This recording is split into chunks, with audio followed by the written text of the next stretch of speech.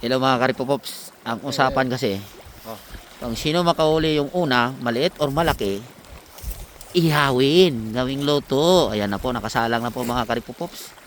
Oh, laki oh, grabe ang sarap ng karne karipopops oh. Ayan, oh. Dahil nag-i-enjoy po kami. Grabe oh. Nag-i-enjoy po kami dito. Tapos po kanina pa po kami gutom.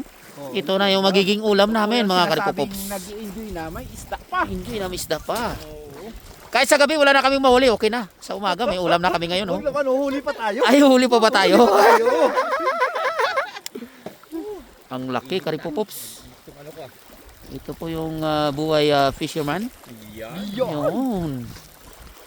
Pag nakahuli ka nito, parang ano na eh. Parang happiest ka na sa buong life mo eh. Wow! Yung mga hindi nakasama dyan, you miss one half of your life. Shout out kay Joel Cabrera! Okay po, Karipopops. Bye-bye, bye-bye.